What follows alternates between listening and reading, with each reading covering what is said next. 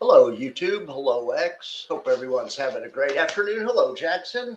Look, Jackson wants to say hi. Give me a kiss, Chuck. Give me a kiss. What's going on, Jackson? Hang on a second. What's going on? All right, I gave him food, but then I shut the door to the room where his food was. I had to go open it up. Anyway, thank you very much for being here. Loving my new studio, or it's an old studio, but I have a new computer set up. Jackson, how can I help you? Come here. Come here. Let me see you. What is going on, Jackson? What can I do for you, Jackson? You have a full bowl of food and I need to do my show, okay? Okay, buddy? And you got a full thing of food and I got to do my show, okay? I'll pat you while I talk, okay? All right, guys. Hope it was a good day. I like to see how the market bounced. That was somewhat encouraging. All right, so let's get this show on the road. Sorry about the delay, but Jackson, poor Jackson, he doesn't do anything all day long. He sits around here and we're totally quiet. No one says a word for like 6 hours, and then I start talking, and he goes insane. He thinks something's going on. All right, Jackson. Thank you for participating in the show. I appreciate it. He's just being very needy this afternoon. All right. Well, man, I'd love to see the rebound in gold and silver, obviously, but in the market also. That was a pretty dramatic turnaround in the market. Let's take a look at old Mr. Spy here. Look at that. And look at that last half hour bar. Ramp into the close. You gotta like that. It's the sign of a healthy market, I think. A market that closes on its highs, and usually healthy markets close, or if not on the highs, in the, close to the highs in the top quarter of the, it's just a healthy sign. Anyway, love to see it. Doesn't always happen. It's one of about 150 million things to look at. Q's also had a nice midday turnaround. Did anyone buy the dip? I think Mark's in here. Mark, did you buy that dip day? You get any calls into that dip or anything? You're like the kind of guy that does that sometimes. Like we managed to close within yesterday's range. Yes, that is encouraging. The day saved itself by not closing outside of the prior day's range and being the harbinger of worse things to come. So let me do this. Okay. No, not bubble, minimal. I wish I could set a default. I wonder if I can. Anyway, whatever. All right.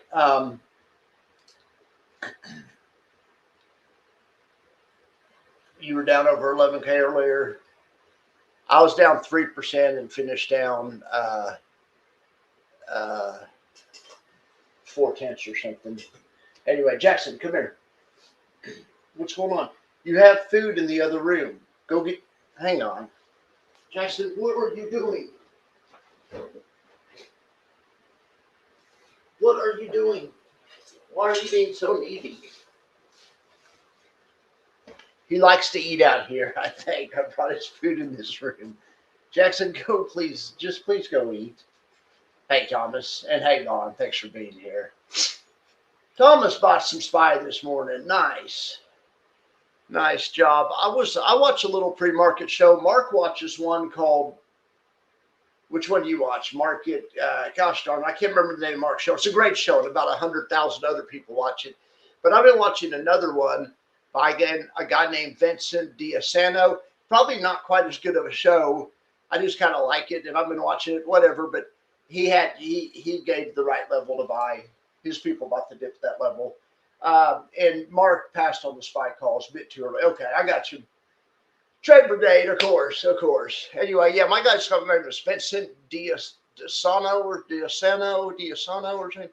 Anyway, all right. Well, he has a pretty good handle on the Spy and the Qs generally, but I love Trade Brigade. All right, so let's see if Bitcoin managed to follow the market up. Well, yeah, but only after the freaking fell out of bed. I mean, my gosh. 86,000 to 85,000 in one bar. I mean, and really in like 2 hours, 86,000, 83,000. I have no idea what happened. I wasn't what set that off? Was it it was 9 o'clock this morning, 8:30. Was it a number? Was it Powell? Or it wasn't Powell because that was yesterday. It actually held up pretty well to his announcement. It looked like because actually when he was speaking, it actually well, it rallied as he was speaking actually in the press conference, and then still started to sell off. So, all right, well, let's check out the divas. I'll try not to spend too much time on them. You guys probably are as fascinated with the divas as I am. All right, blocks is down 3.6. Love to at least they bounced. Let's check ULTI. The I variation is from rec shares. It is the bad news was it's down nearly 7%, but the good news is it's up 2% in after hours. So it has something in its portfolio that hit earnings big, kind of like whatever Facebook did yesterday. Evidently it does because it's up after hours. Still, though, you look at it for the day, it's down 4%, even including the after hours. Now let's look at ULTY from YieldMax. That one down 1.5 for the day. Not great, but it was down. 1.5 was down less than K yield. So I'm going to give Alti at least a moral victory there to beat K yield because Howard does a pretty good job at protecting the downside or being uncorrelated and being prepared for sell-offs. Well, ULTY was the best prepared out of the divas for the sell-off this time. But now, of course, out of the understudies, there was better ones. Let's see what the understudy QLDY did today. That understudy was down 84 basis points. That does widening spreads. Let's check meme Y. Geez, that's the new one from Tuttle. That's down 3.5%. I have something to say about that later. Remind me, but I don't want to get sidetracked on that right now. Then, well, it's actually about Mago, but about Tuttle generally. And Mago was down 1.1. Today. So rough day for the divas for their understudies. We could look at WPay as an understudy. I bet WPay got beat up pretty well because MicroStrategy got hit so bad. And WPay has a big allocate or has an allocation to MicroStrategies, as you know, a lot of these do, or leverage MicroStrategy. Yeah, down 1.3. That's actually not too bad, WPay. It's actually not too bad. Let's see how YMAX did. YMAX down 1.3, a little bit less. All right, let's look at K Gold and K Silv. We looked at gold and silver, but K Gold was off 0.75 of a point.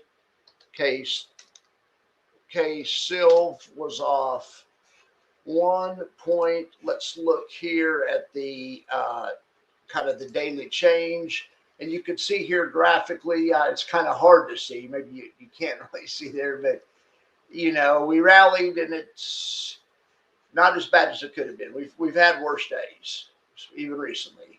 Now, granted, though, I mean, ULTI being down 6%, 5%, 6%, it's not great.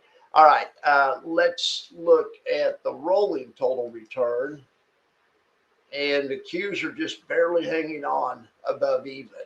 So, I mean, it's just been anytime you can go a whole quarter, this is what this has been. Tomorrow, this chart represents an exact quarter to the day because this chart went from October 31st, so all of November, all of December, and to the last day in January. So, but like I say, and I'm going to restart this. That's a great time to restart it. We'll have a brand new diva list. It's going to have meme Y and Mago on it. And maybe GRNI, but we're going to look at those. But it'll be much better than before. But anyway, think about that. We've got a whole quarter and just gone sideways in the NASDAQ. Not that the NASDAQ always goes up. I mean, you know, you have quarters that it goes down quite a bit. But, I mean, it goes up more most quarters. You don't have usually a quarter that's just totally flat. So,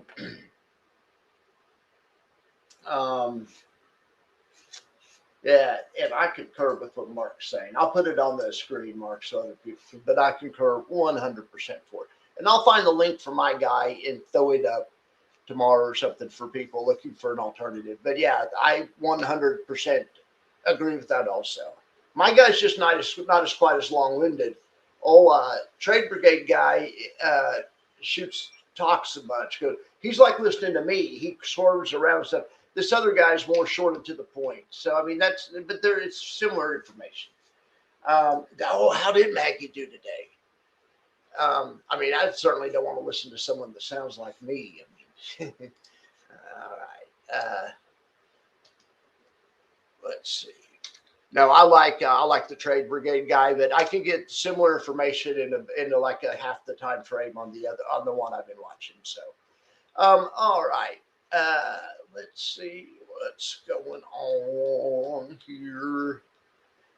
So Maggie, look at that. I mean, that's looking good, Maggie. Maggie, the Round Hill Covered Call Fund, looking really good. Up 60 basis points. Well, and that's because of Facebook, right?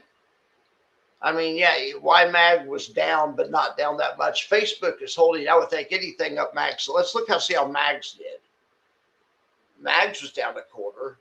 That's pretty good that Maggie was up more than Mags. Mags is Maggie's parent. You know, and Mags is maybe the only weakness with Maggie, in my opinion, however, may also be its strength, as we see today. But Maggie sells options on Mags, which is fine, but Mags isn't as high a volatility as selling options on the individual Mag 7. So that's why YMAG pays about 50% more than Maggie,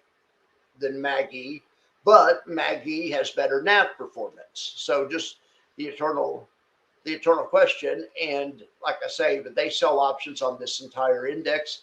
So that's really good. That's an impressive day for Maggie. Do we have another?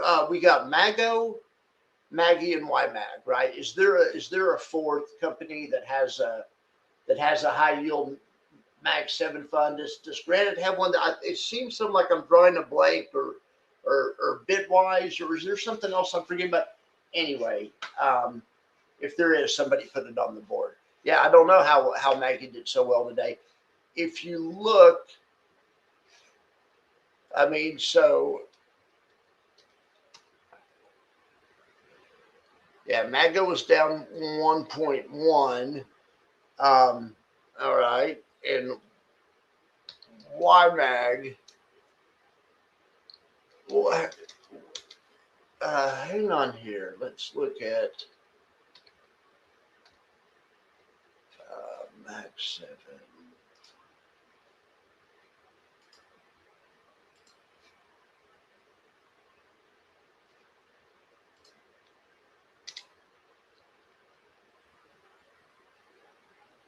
I mean, I guess the Mag 7 as a group was actually down a quarter point.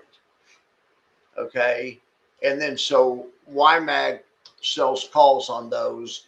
YMAG was down about the same, 28 basis points. It was down 3 more basis points.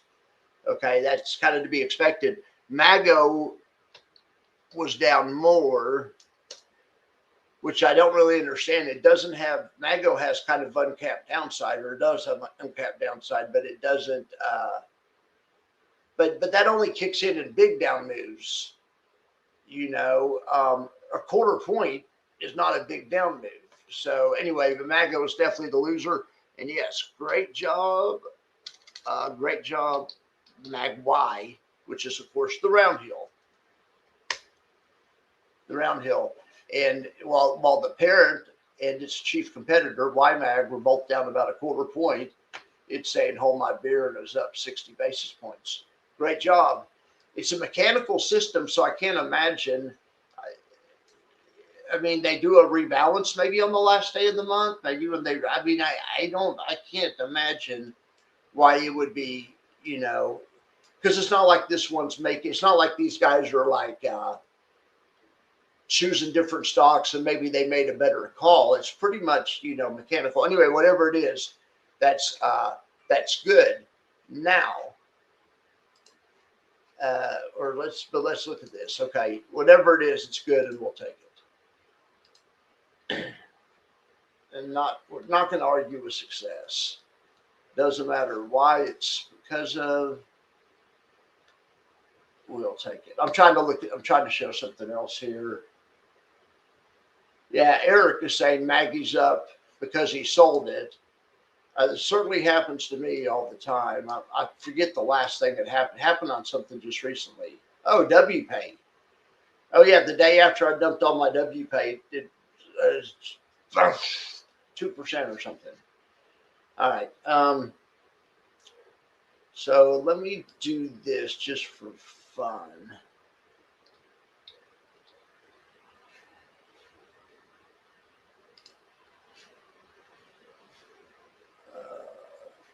Let me do this. All right.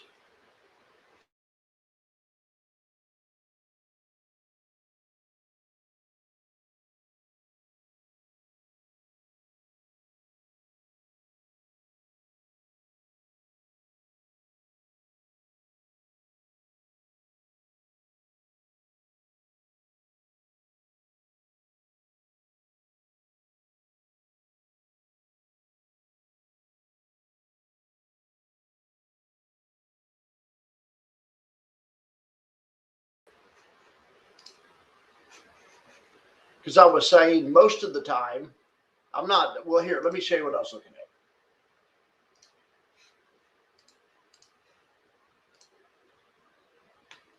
I mean, the green line is Maggie, or I'm sorry, the green line is YMAG.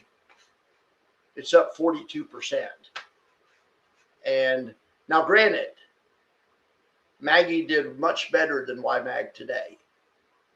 And that's awesome. But just over time, I don't understand because typically, whenever Round Hill and Yield Max sometimes have a fund that does something similar, like XDTE to WDTE. Well, XDTE beats it. You know, I mean, QDTE beats triple QI. Similar strategy. I mean, not by much, but just typically. So it's so this surprises me. I don't have an explanation for this. I mean, yeah, I don't really. Anyway, whatever. But yeah, I know a lot of people. I know a lot of people like Maggie, but and the return would have been better in YMAG. But of course, you don't. It's easy to say now. If you put it in YMAG from here over the next 6 months, your return might be better in Maggie. So if you like Maggie, stick with Maggie. Maggie does a good job. In the future, the past doesn't say one bit about the future. But YMAG has been hot lately for whatever reason. All right, guys. Here's really another way to play the Mag 7. I swear the GPTY and FEPI, those are basically Mag 7. I mean, they have a lot of Mag 7 in them. And let's just throw those in there to see how they compared. And those are GPTY is a little bit more risky. FEPI is a little bit more conservative. If you like, Neos, whatever. Okay, but that's another way to play the Mag 7. And those have both done just killed it. I mean, what's GPTY's?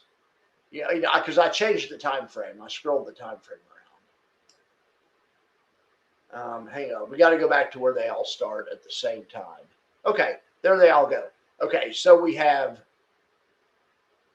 GPTY plus 46%, FEPI 42. It looks like YMAG 36 and Maggie 27. Hey, SB, how you doing, bud? Yeah, I'm glad the metals bounced towards the end of the day. Eric saying HYMC was doing so well. Now the feed went dark. But yeah. All right. So let's check this out. Let's check. Well, I know we're going to check out. All right, we were talking, I think it was Eric. Who was watching the Tuttle interview on dividend stockpile? Was that Eric? And we were talking about it on the morning show. And you said that you confirmed by listening to that interview. Maybe it wasn't you, but remember we were talking about this on the morning show. and you said that he said that Mago was put spreads, and this whole time I've been saying Mago was covered calls. It's been making me mad. So I swear to God I saw that, but no, it is put spreads, just like they said. So then I got so mad because I'm positive. I remember for sure. I think I made content on it. So I looked at the prospectus. Prospectus says put spreads. I looked at, so then I went through my computer, my old computer, and found a file I downloaded. So they must have been doing call spreads maybe at the start, and they switched to put spreads. I downloaded a file like back December 30th or something. No, they had put spreads. So I don't know what I was thinking. I really think I was looking at an old prospectus. I think on an old prospectus, some of those, I mean, I'm pretty sure, I know that's what it is. Anyway, so my bad. So Mago doing lightning spreads. When I say put spreads, I'm conflating those lightning spreads. I mean, a lightning spread is a sold put spread plus long stock, and that's what Mago's doing. They're doing a 4-leg option strategy. They're doing a buy call sell put, which is a synthetic, about 6 months out, whatever, and then they're selling daily, weekly, short term put spreads against it. The whole structure is called a lightning spread. So I think a lightning, because so think about this. So I don't know what Maggie's excuse is to be so low, but why Mag isn't known as being a champ? It's yield max. They use covered call spreads, so they don't usually get a lot of upside. But so anyway, I'm just saying if YMAG was up 35% over the same time, I think a fund that was running a lightning spread strategy would probably be up like 45%, because like just based on looking at other lightning spread strategies over time. And so I mean that's pretty impressive. That's pretty impressive. All right, so now I was going to go over here to stocktools.app. You can get this tool yourself if you want to. I'd appreciate it if you use the affiliate code. You can go try it out for free. You get a free month if you sign up, or you get 2 weeks totally with it. You get 2 weeks without even having to put down a credit card. And then I think you get a month if you use my affiliate code free. So go sign up if you want. All right, but in the or just watch me every day and we go over. But the thing I go over in here is like 1/100th or what, 1/80th of what this thing can do. But I do like this this basically buffer report. Basically, Rob, the developer, basically ripped off my buffer report. I'm not upset about it. No, I'm just joking. Rob's a friend, and he took the idea from my buffer report and just put it on steroids, and I love it. Speaking of buffer report, we haven't looked at the old buffer report in a while. Maybe we'll mosey on over there. But anyway, I don't know. But so for people, I've been telling Mago was doing a call strategy. I mean, I don't know. But then it also is true, though. And then here's the thing that really confused it, now that I think about it. But it is true that BITK uses covered calls for some odd reason. So, but I didn't have Mago confused with BITK. BITK uses covered calls, but they're uncapped at night. Their calls expire at 3. So even though they're covered calls and that caps your upside, the market moves, a lot at night, and so it's kind of a quasi uncapped. But anyway, I don't know how I got that on Mago, and if anyone, that's another reason. Check everything you hear, not even maliciously, but I mean, I try to be authoritative about this stuff, and I was positive they were. Anyway, whatever. Mago's on the good guys. So now on the good guys, we got, and for good guys, I'm talking uncapped upside. We are lightning spread team. We got Mago, and I've already declared 2026 the year of lightning spread, but we got Mago, we got Meme Y, we got GX, we got Block, we have Blocks, we have GX. Do we have FIAX? Whatever. FIAX is fixed income. I know it's not as exciting, but anyway, so, but we're getting we're fielding a pretty good team now. We're getting some some better team members. You know, on the totally uncapped in the totally uncapped frontier. So, all right, what are you guys talking about? What do you guys want to talk about? I guess we can look at this. Let's look at this, and then maybe this will give us an idea to talk about. Look at this darn freaking Facebook. My gosh.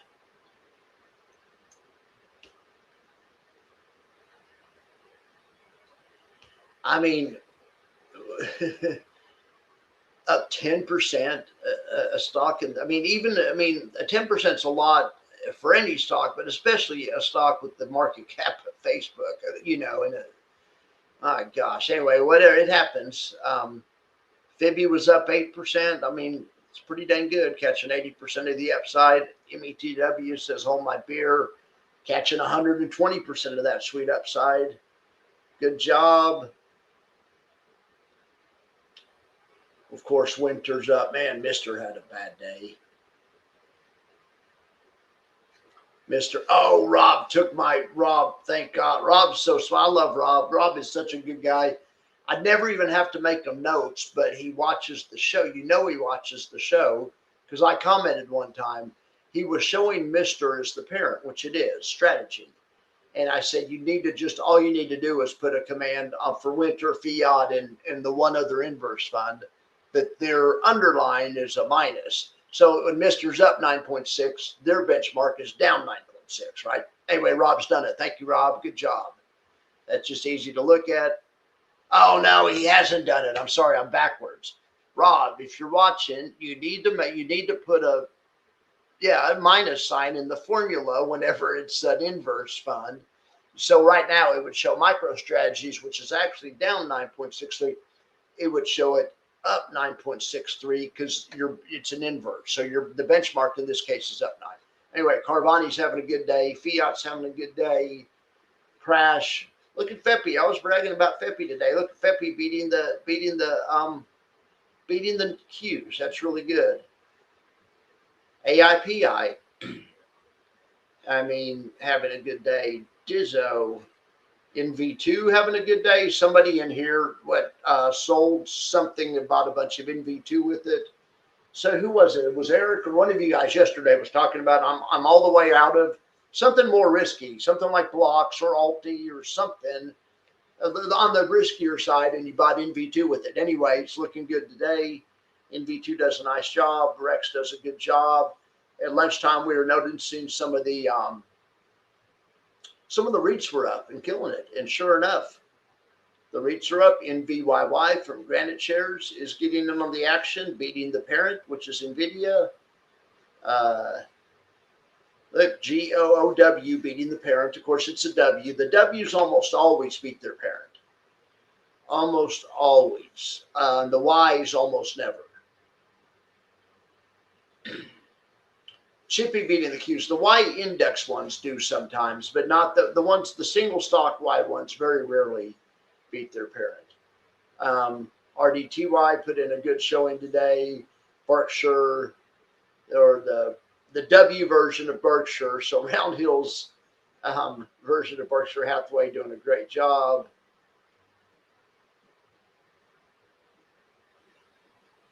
Let's look for the past quarter, because tomorrow's the end of the quarter, right? Or the end of a quarter. Maybe not it's not the end of the quarter, right? I mean, the quarter's in what? March, June, September, and December, but the end of a quarter.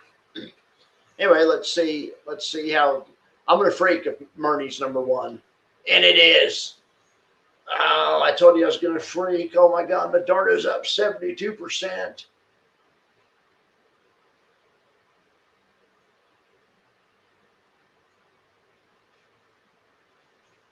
I mean, my gosh. Ellen Winter, look at this. Yeah, see, all Rob needs to do to fix this, that needs to say positive 46. And then you could see, well, my good gosh, Winter got this same upside as the parent, because it's inverse, and it literally, that Winter something special. I didn't pick it. It had nothing to do with it. I'm not trying to take credit. a lot of you, or some of you guys have been on it and just done really well. And I'm jealous as anything. Oh my gosh. I mean, I did last March. I did get fiat. I remember I got fiat and dips, didn't I? Or something. And then I sold them. But I didn't get winter because I didn't want to bet against Michael Saylor. Anyway, even if I would have got a last March, I would have sold it because I sold all those by those. But great job on whoever picked up winter. Let's see here.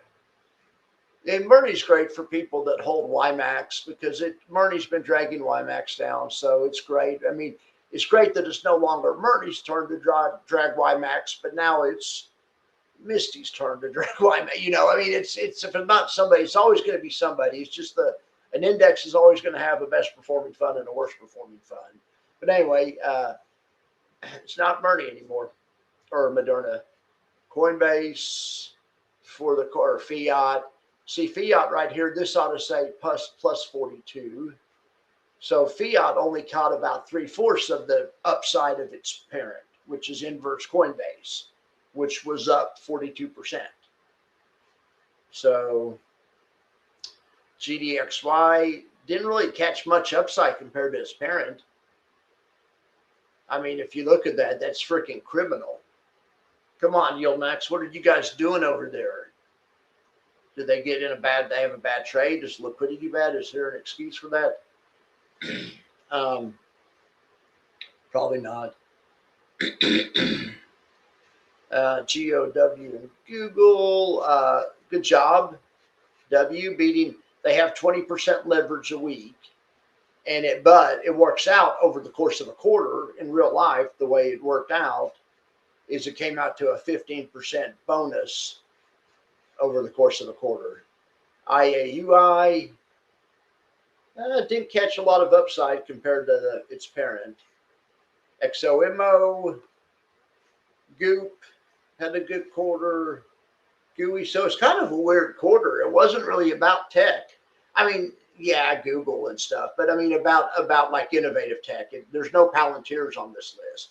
There's no, CoreWeave. There's no like new tech.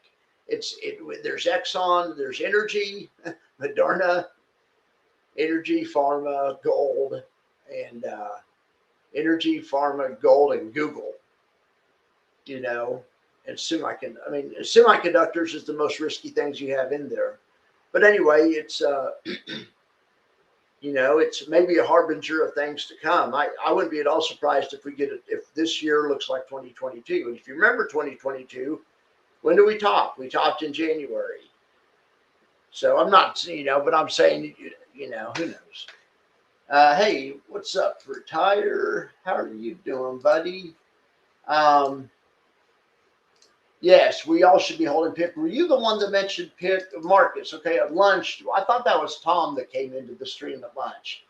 Or I would say the morning stream. By the time I had it on, it was essentially lunch on the, on the East Coast especially. But anyway, yes, PIC's incredible. PIC's incredible. What about, hey, hang on here. So, but that's a pretty good, I like that. Those are 4 good ideas, in my opinion, on how to get exposure to big tech. FEPI, GPTY, YMAG, and MAG-E. And if you don't want a dividend, MAGS, MAGS. Okay, so let's look at, actually, I'm swerving back into this lane.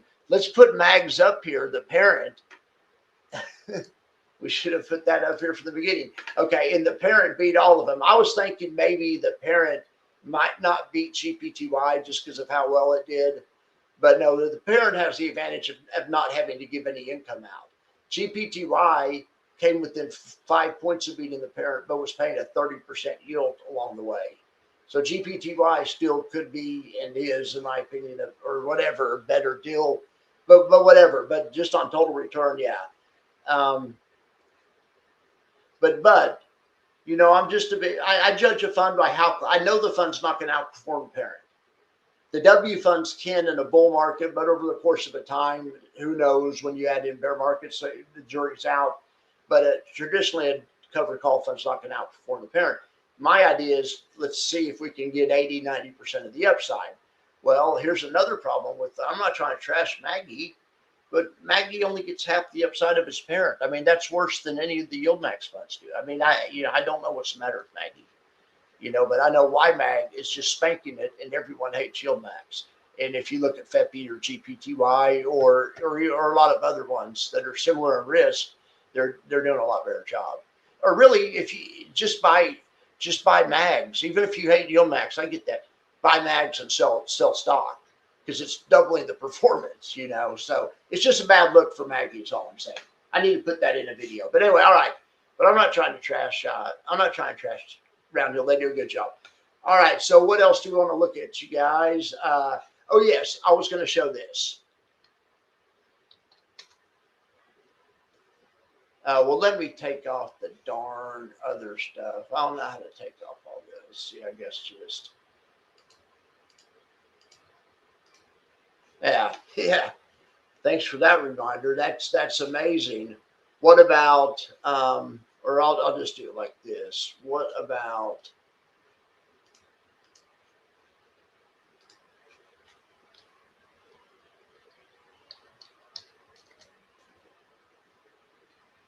well, I was going to say, what about hard? And hard's doing all right, but it's not, obviously not doing as well. But there's some other ones in here that do this too. There's some closed-end funds that do a great job in this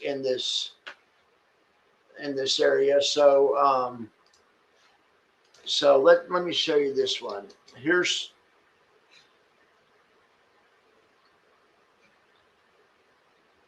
hard has all lots of cattle, gold. It has different. I guess I think, what is it? Is it long short commodities? Because it looks like it has cattle and gold, or does it?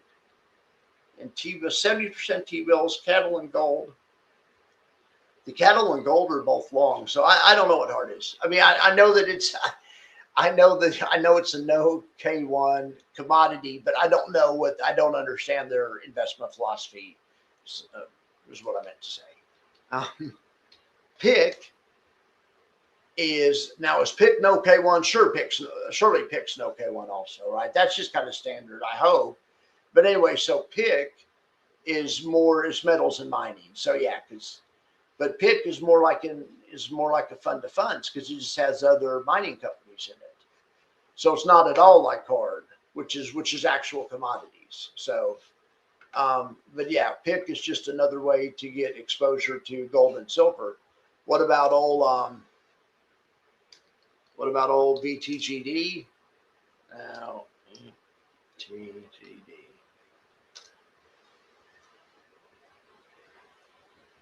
Now, this also gives you exposure to Bitcoin, and of course, it's been dragging the gold down. But I mean, 33% for a year. This one hasn't done terrible. This one's taken advantage of the ramp in metals also. What about? But you can also look at the commodity strategy trading ones to try to get exposure to the metal. And this one, I bet CTA is a commodities trend following.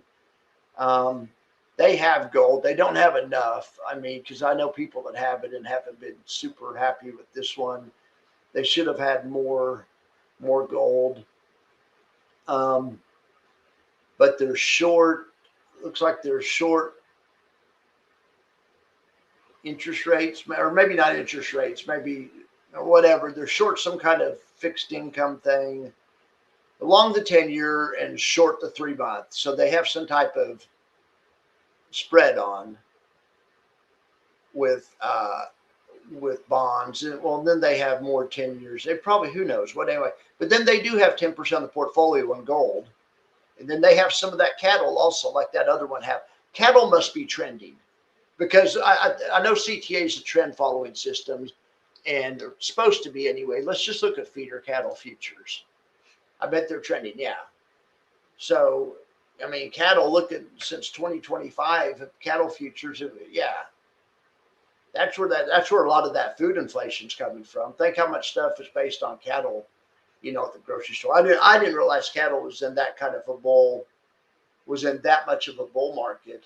But then look, there was some type of panic here. Was that probably because of the tariffs or something, or no telling, something geopolitical? I'm not trying to get political, but anyway, it's back. It's back on the other direction. So whatever. All right, yeah, good call, Marcus. I'm just trying to think of other ones to help people diversify. I mean, those other ones, but CTA could help also.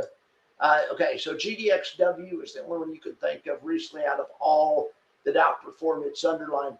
Well, yeah, but of course, but let's look at that. So, and that doesn't surprise me. To me, that's very predictable because it's leveraged and it has the hottest underlying. So that tells you right there. So think of it. We follow probably, we talk about like 100 funds in here over the course of a month. Pretty much, maybe.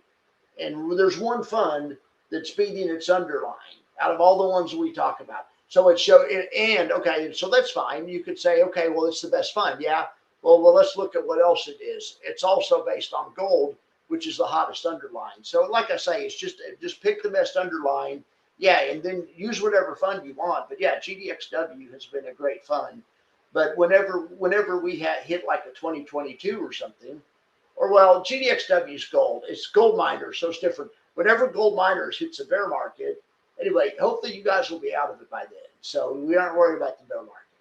We're just worried about the bull market. Anyway, but that has been a great one. And anyone that has GDXW, congratulations. I'm just sore because I had GDXY. To be fair, GDXW wasn't available when I bought GDXY. So anyway, yeah, Americans do like beef, and PIC will cover all the imported metals other than gold and silver. That's what it is. We all need, yes, no, that is good. Because also a lot of us probably are exposed to gold through K Gold or through, ETFs but if you can get an ETF that covers all the other areas, so you have copper, you have, all the other industrial metals, because it's the whole sector. It's a metals bull run. I heard Mark promise in Discord today that we were only like a third of the way through the super cycle. So, and Mark has a good sense of things. I hope he's right. And I didn't lose my nerve and sell. I mean, I really want to sell half of it and have a free position, but anyway, you had both. Okay, I got you, Eric. You had both. Okay. Yeah, but GDXW, there's been other ones because I'm obsessed with outperforming the market. Roundhill was able to do it with XDTE and QDTE last year, and there's been times that Big Y from YieldMax has outperformed the S&P, and there's been times a few other ones have, like I don't know, at various times some can, but yes, over any period of time, like over 5 years, it's almost guaranteed that you won't outperform over any period of time. And that's why people, financial planners and people like me and stuff will say, hey, really for planning for your future, probably stay away from these because you're leaving money on the table. So unless you need the income. Now, if you need the income, that's a different deal. But anyway, because it's almost a given. But you're right. That's maybe used to be a thing. Maybe that's not going to be a thing anymore. But I think that I have more hope in the lightning spread solving the erosion problem than I do leverage solving it, because leverage is going to work both ways. GDXW's going to go up as much as it's going to go down.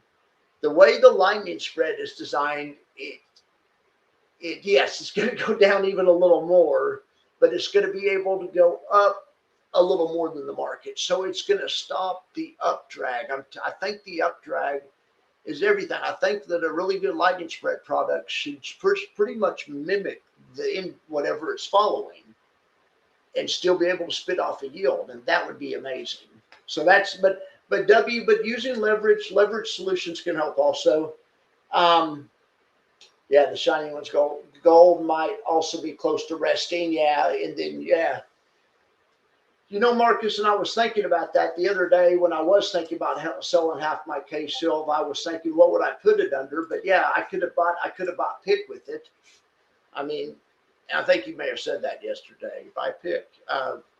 and then still been long the sector, but locked in the amazing, double in, less than a month, made it where you're bulletproof. All right, where do I have?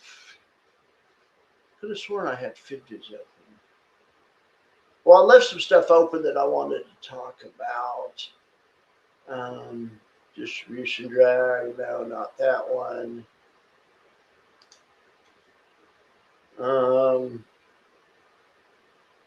Oh, let's see.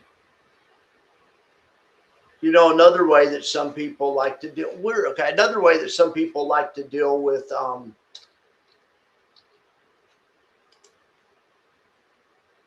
tail risk is something like this. What about the Guinness Atkinson's real assets income ETF? Have you seen Gara yet? This thing is on fire. Anyway, it's brand new, and anyway,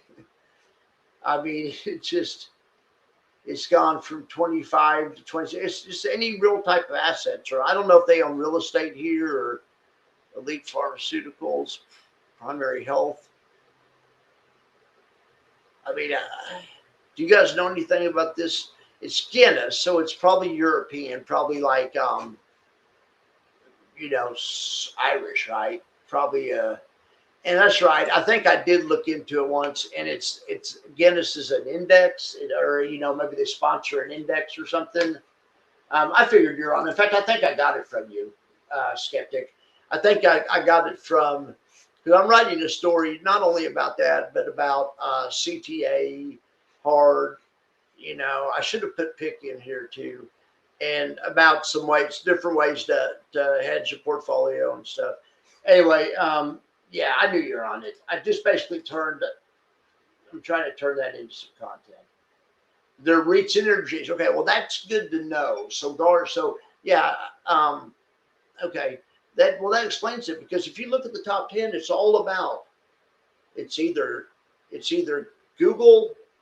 If you look at the last quarter, it's either Google or it's gold, energy, and what was the other one in there? Gold, energy, silver.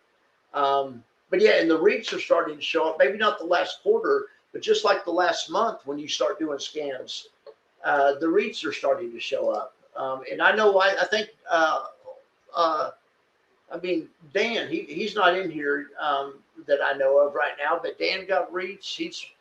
I think a lot of you bought some REITs a few months ago. What a great call. Yeah, thank you for telling me about Gara. But anyway, I made a video about it. Yes, think of MLPI but REITs instead of MLPs. That's a great way to put it. That's a great way to put it, Marcus. All right, so let's see what else we have to talk about, if anything. Okay, Mago's positions. I went and downloaded the positions, but yeah, I don't know how I got that so wrong. That's the one thing I'm usually really good about and sure about is what strategy, which different funds using. I'm so sorry I got that wrong. That is bad. This is fun. I like talking options. Do you guys? So I was going to make a video out of this, but I'll just show you guys real quick. I think it's fun. So do you know how to build your own? And you guys probably know, the guys that are watching probably know how to do this already. But do you guys know how to build your own buffer fund? You're with the SPY. First of all, you have to get 100 shares of the SPY, but I assume you already have that. So maybe you have 100 shares of the SPY, and maybe you had the 100 shares of SPY, and you bought it at, you bought it last year or after Trump called off the tariffs at 650 or whatever. We're sitting at 691, and you're like, okay, I'm not that. I think between now and December, I think Max is right. I think we could have a year like 2022. There's a possibility of it. Maybe not. There's a possibility of it. So you could go pay someone to build a buffer fund for you. And a buffer fund is one where the market has to go down a certain amount before you start losing. money, usually 10, 20%, 30%. So if it's 10% buffer, the market goes down 10%, you're even. Market's down 11%, you're down 1. The market's down 20%, you're down 10%. That's the idea of a buffer fund. So anyway, you can do that in real life if you wanted to, and I'm certainly not telling you to do this, not financial advice. Check with the planner, but talk to the guys in Discord. There's guys in Discord that have buffers on their SPYs right now. But anyway, they could show you how to do it or help you. But so in this case, I went out to December 31st, and I forget how I did it, but I just made a buffer fund. So, but look at the buffer on it's about, this is a 10% buffer fund. So that's what I did. I put the put spread down 10%. So what you do is you buy a put down 10%. That's 692. Or no, maybe not. Oh, that's it. Okay, you buy a put at the money. What am I talking about? This is at the money. Okay, you buy a put that's at the money, right? Okay, but man, that's super expensive. Okay, well, it's $40. Okay, well, then you go out to the end of the buffer and you sell a put. Okay, well, that comes off. So this takes $20 off the $40.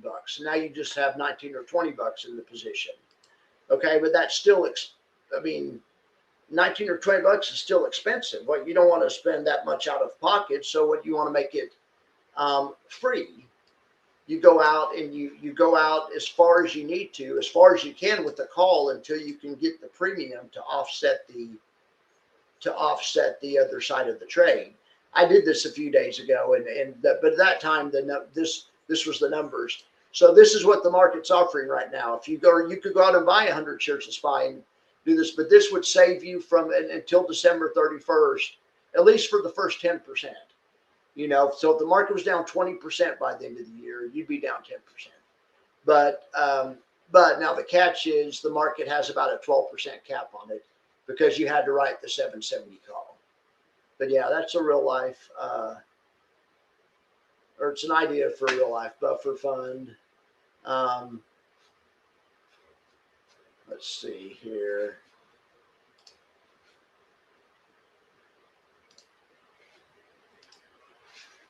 I'll put it in the comments in case anyone wants to play around with it. Because I talk kind of fast, in case anyone wants to jack around with it. You can do that on stock. You can do that on anything. It's just a what's that called? Put spread caller. All right. So TDAX dividend is 23%. By the way, that's great. I like to hear that. Because I like to hear that. That is beautiful. Is it 50% or 30%? I forget the leverage. Is it 50 or it's 30 with you? Just somebody tell me. It's one with one company and one with the other company. So you grabbed you some TSYX, but it's still good to see. Heck yeah. Heck yeah.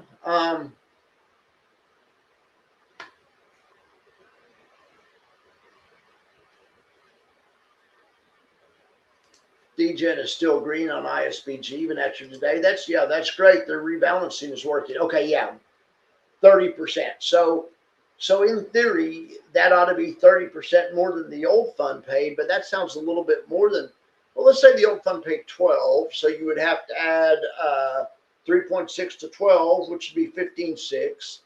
But so that's way more. Let's say the old fund paid 15, you'd have to add 1.5, right? Anyway, you'd have to, if the old fund paid 15, you'd have to add 4.5, so it'd be 19. It's paying well.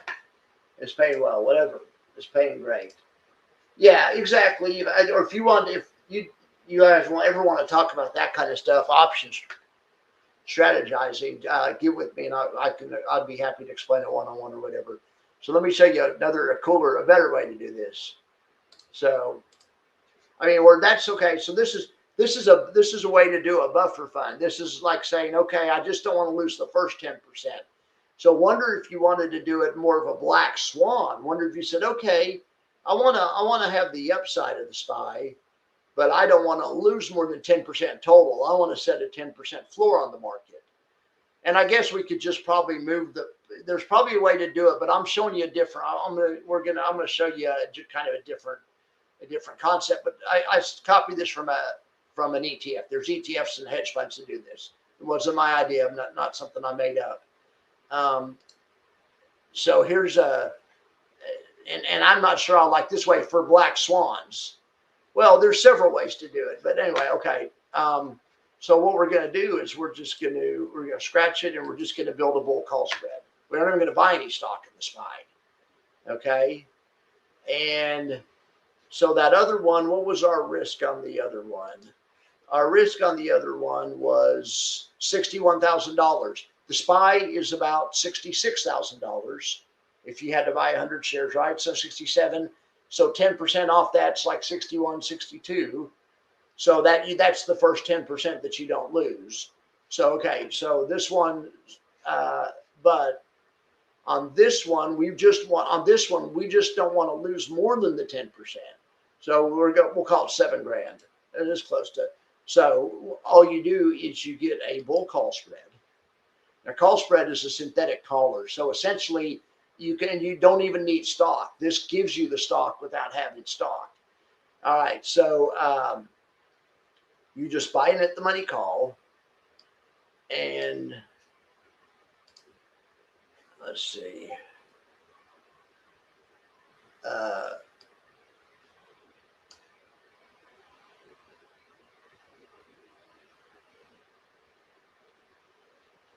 Oh yeah, I was trying to say that seems cheap, but it's because it doesn't go. We need to go out further.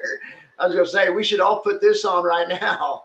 This is like free money, and of course it's because it's.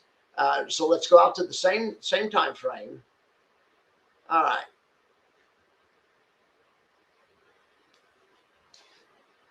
All right. So let me get it out of here. All right. So.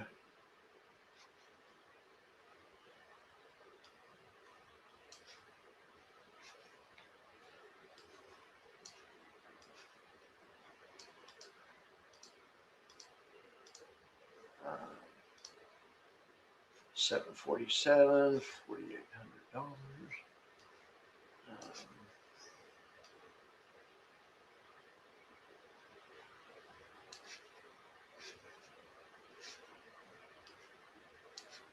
Sorry, it's taking me just a second. I'm trying to remember exactly how to set this up, but you can do it even. Forget about it. So we're going to say.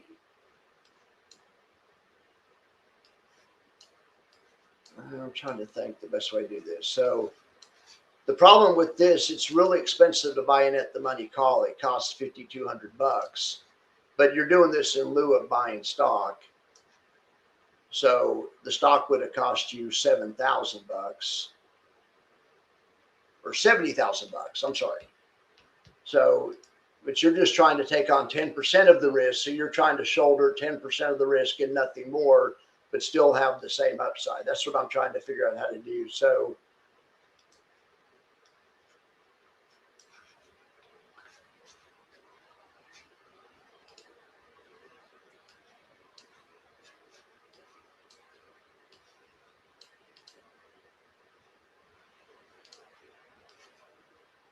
well, and I've seen funds do this in their black swan funds. They'll put on a structure like that, and it's collarized because you can't. It doesn't matter how far the market goes down. Your max loss is 4,000, but if the market goes, it depends on how soon the market moves. But like you go a month into the, say here's the profit loss right now, right where we're at. It's break even, right? Profit, but you go a month into the, you go out a month of 45 days. Let's say the market's up 10% at that point. Well, the strategy's up $2,500. So anyway, this is another way some people will use to try to get the upside of the market without with cap downside.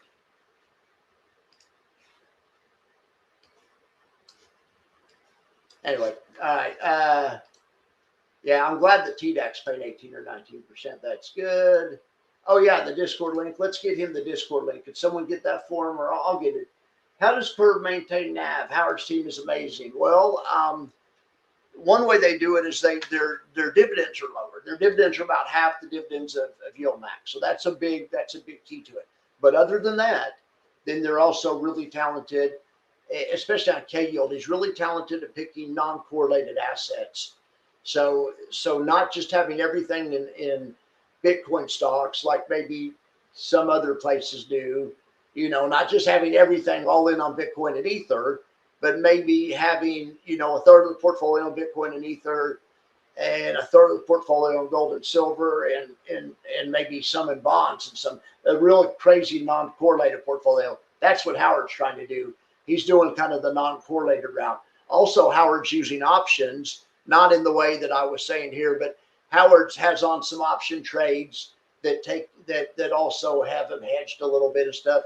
So yeah, it's just a totally, that fund's different than the other funds. But the old build of ULTY used to also be all in on crypto and meme stocks pretty much. But the new build that came out in mid-November or mid-October, it's actually mid-October.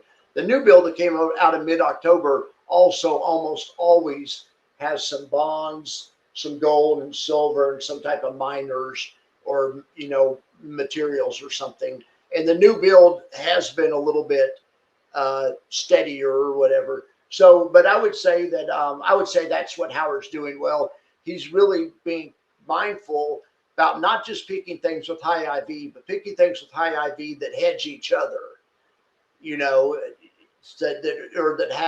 that somehow have a synergy or some type of, hedge with each other. All right, I can't get to my Discord because I'm locked out of Discord on my MacBook. I can hang on here. I can get to Discord on my old computer.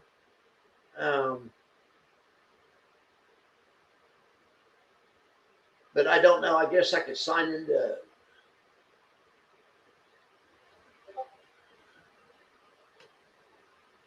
So I have it copied to my clipboard.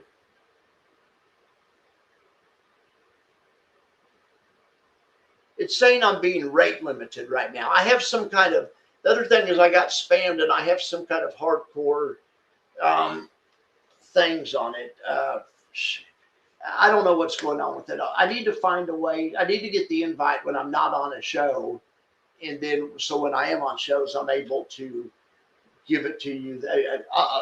I'll work on that. Sorry about not having the invite, DGen.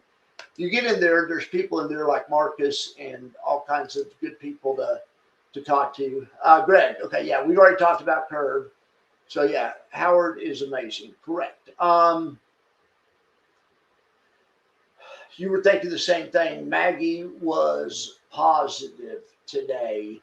Yes. But am I not, did none of you guys worried about how bad it gets beat by YMAG? I'm not telling you by YMAG, but or how bad it gets beat by its parent. I mean, it's kind of it's kind of an anomaly for fun. I know, and a lot of people love that. I get an argument, or not really arguments, but I talk to people on Twitter about that all the time. And anyway. All right. So what's going on, Jax? What are you doing? What is going on, Jackson? Hang on, I gotta check something. So you guys going to be here tomorrow for my show? Hey, hang on.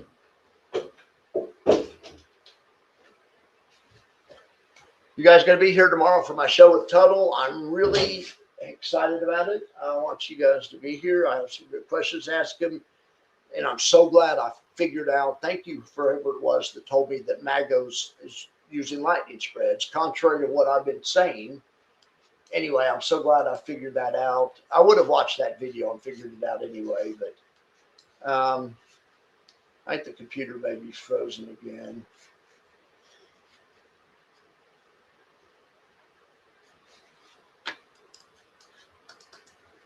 I think the computer's frozen. Anyway, I was going to get out of here anyway, guys. Thank you so much for being here. Have a nice day. Remember, it's not financial advice. Check anything you hear, whatever, here, with a licensed financial planner. And also, don't forget you can support the station at paypal.me/maxconvexity. I think the link is on my YouTube page, and I try to put it in the description of my videos.